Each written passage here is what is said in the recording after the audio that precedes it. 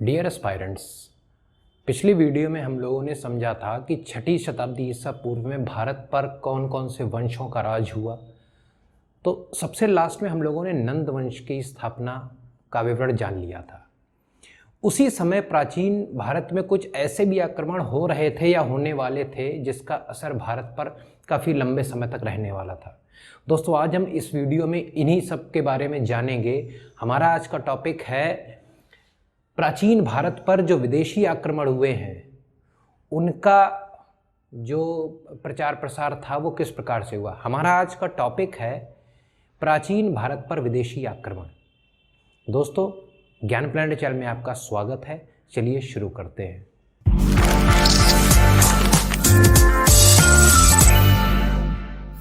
दोस्तों, ये टॉपिक काफ़ी बड़ा होने वाला है, इसलिए मैंने इस वीडियो को दो भागों में बांट दिया है। ये हमारा जो आज का वीडियो है ये भाग 1 होगा, जिसमें मैं आपको बताऊंगा किस प्रकार से हमारे प्राचीन भारत पर विदेशी आक्रमण की किस प्रकार से विस्तृत जानकारी आएगी। इस वीडियो में हम इसी के बारे में जानकारी करेंगे। दोस्तों, सबसे पहले जब विदेशी आक्रमण की बात की जाती है तो हमारे यहाँ दो सबसे मेन विदेशी आक्रमण हुए हैं। इसमें सबसे पहले ईरानी जो हखामानी वंश था उसका आक्रमण था, जो कि नंबर 1 पर था। उसके बाद जो वंश आया, उसके बाद जो आक्रमण हुए वो हमारे यूनानी शासकों ने किए हैं। दोस्तों, आज हम इसी प्रकार के वंशों और शासकों के बारे में जानकारी लेंगे। सबसे पहला जो मैंने अभी आपको बताया कि हखामानी वंश या हखामनी वंश, जो कि ईरानी साम्राज्य का एक वंश था, उसने सबसे पहले भारत में एंट्री की, प्रवेश करके, और पूरा अपना वंश, अपना साम्राज्य यहाँ पर स्थापित करने की कोशिश की और कुछ हद तक कामयाब भी हुए। लेकिन जो सबसे ज़्यादा कामयाबी मिली यहाँ पर यूनानी शासकों को मिली, जिसमें सबसे महत्वपूर्ण नाम है अलेक्जेंडर द ग्रेट, जिसको हम लोग सिकंदर महान के नाम से भी जानते हैं। हखामानी साम्राज्य की जब बात आती है तो जिसने सबसे पहले भारत में एंट्री की थी उसमें साइरस द्वितीय, साइरस सेकेंड ने एंट्री की थी, जिसका कार्यकाल जो था 558 से 529 ईसा पूर्व की बात करी थी। दोस्तों, अगर आपने हमारे ईसा पूर्व और ईस्वी वाले वीडियो को नहीं देखा है तो मैं इस वीडियो के आई बटन पर इसका लिंक डाल दूंगा। आप प्लीज़ उस वीडियो को जाकर देखें, क्योंकि ये वीडियो हिस्ट्री की टाइमलाइन को पूरी तरह से डिक्टेट करता है और इस वीडियो को समझने के बाद आप ये पूरी की पूरी टाइमलाइन आपको क्लियर हो जाती है। मैं आपसे बात कर रहा हूँ 558 से लेकर 529 ईसा पूर्व की। हमारा जो रेफरेंस पॉइंट है, जो जीसस क्राइस्ट का बर्थ है 0 to 1st, और इससे पहले BC, बिफोर क्राइस्ट, यानी कि क्राइस्ट के बर्थ से पहले की हम बात कर रहे हैं 558 वर्ष पहले।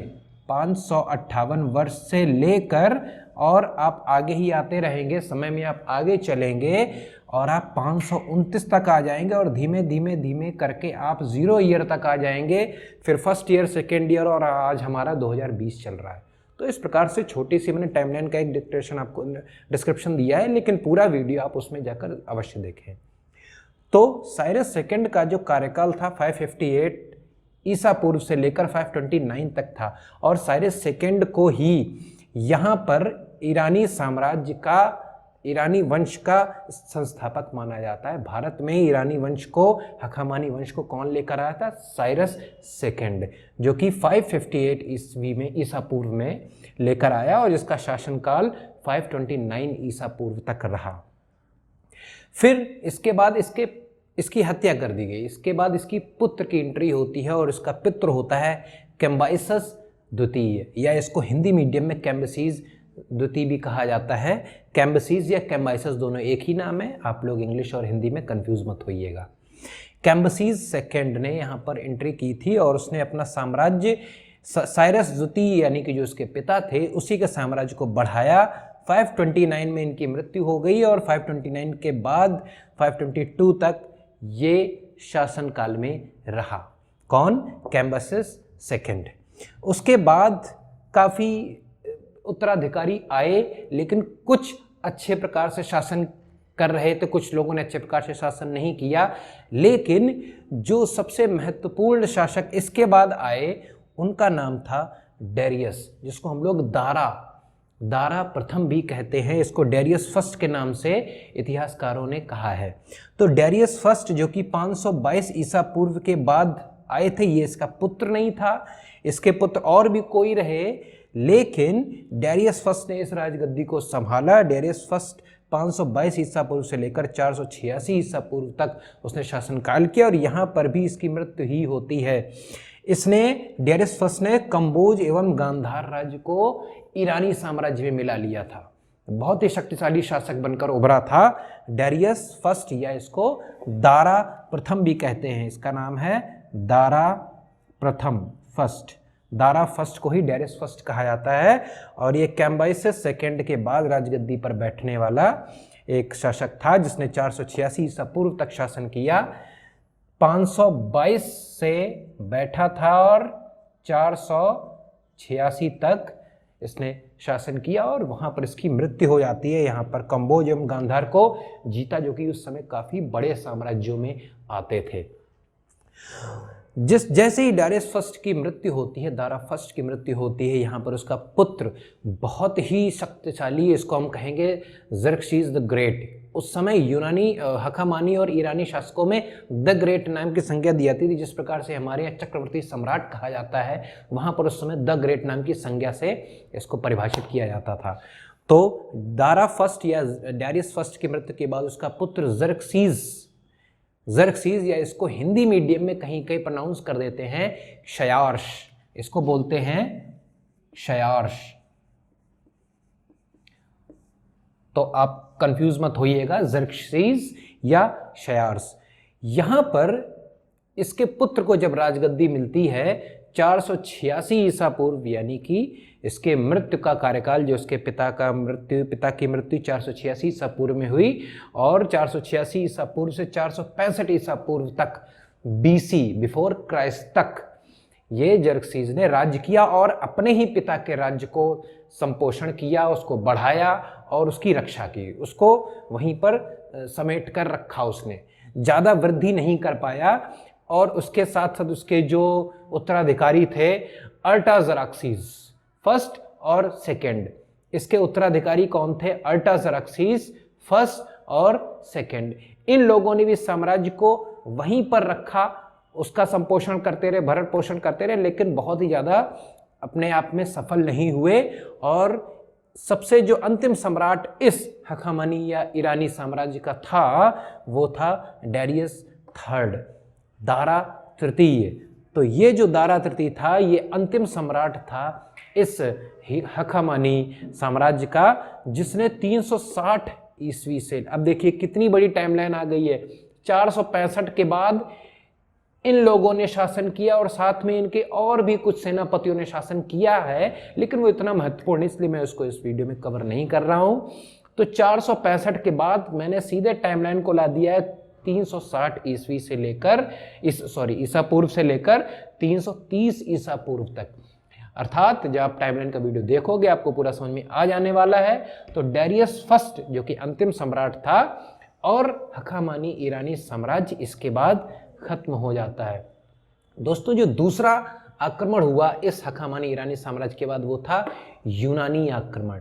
तो यूनानी आक्रमण को भारत में पूरी तरह से परिवर्तित करने का एक कारक माना जाता है। क्या कारण होता है कि सिकंदर, जो यूनानी शासक में सिकंदर अपने पूरे दल बल सेना के साथ आया था, किस प्रकार से मैं इस वीडियो में उसकी पूरी चर्चा करने वाला हूं।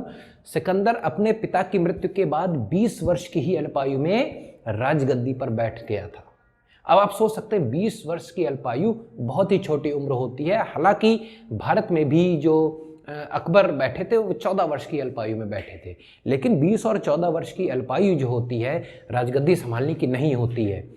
और इसके बाद काफ़ी क्वेश्चंस पूछा जाता है। क्वेश्चन ये आते हैं कि सिकंदर किसका शिष्य था।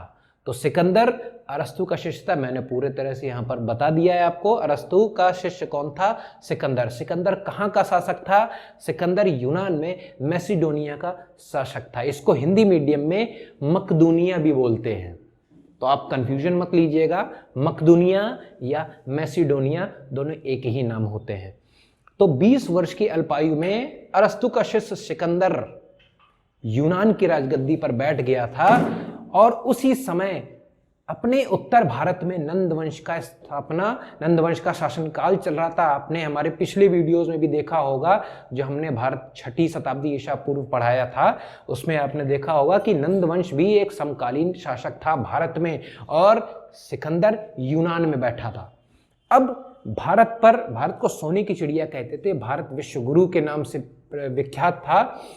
नंदवंश का शासनकाल, साम्राज्य पूरी तरह से फैल रहा था, धनानंद हो चुका था और उसके बाद जिस प्रकार से पूरे उत्तर भारत में हाहाकार मच रहा था, वहीं पर जब सिकंदर इसको इस बात की भनक लगती कि भारत भी एक ऐसा देश है जहां से हम काफ़ी सोना और वहाँ की सेवाएं, सब चीज़ें वहाँ से ले सकते हैं, तो सिकंदर की दृष्टि भारत पर टेढ़ी होने लगी और सिकंदर ने काबुल के रास्ते, ध्यान दीजिएगा, काबुल के रास्ते 326 ईसा पूर्व में, 330 में, देखिएगा 330 में डेरियस थर्ड की मृत्यु हो गई थी।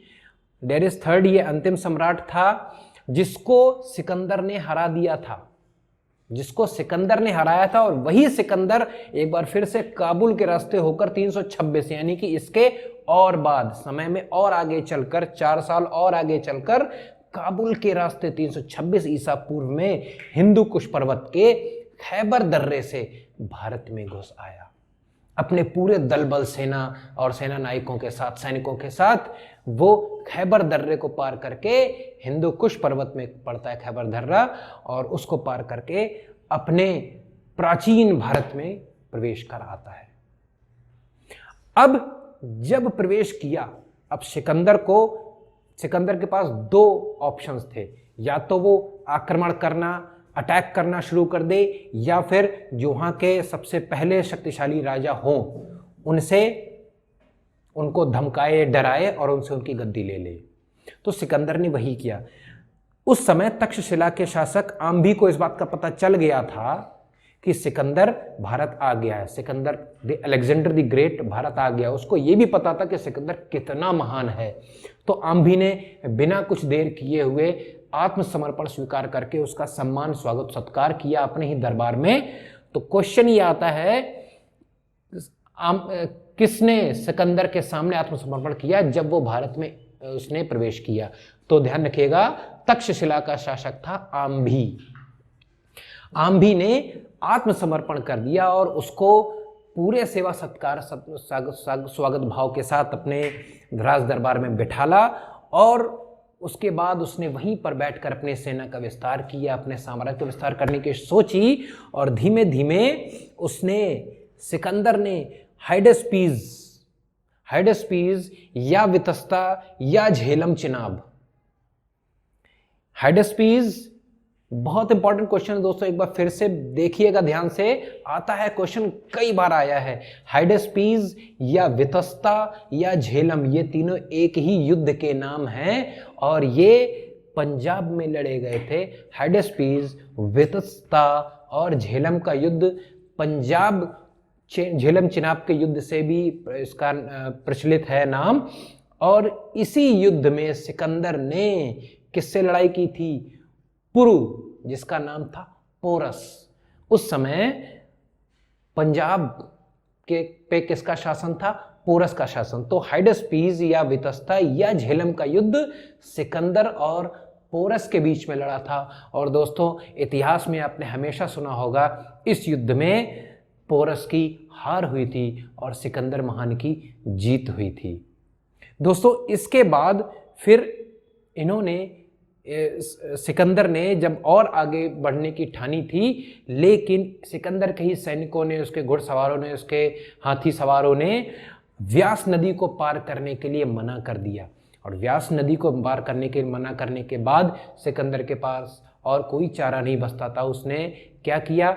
उसने यहाँ से बैक एंट्री कर ली, यानी कि वो यहाँ से वापस चला गया और वापस जाने के बाद 325 बीसी में उसकी मृत्यु हो गई।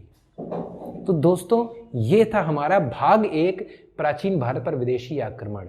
लेकिन सिकंदर के बारे में और भी तमाम जानकारियां मुझे देनी है आपको, जिसके लिए मैंने भाग 2 भी बनाया है। आप उस वीडियो को भी जरूर देखेंगे।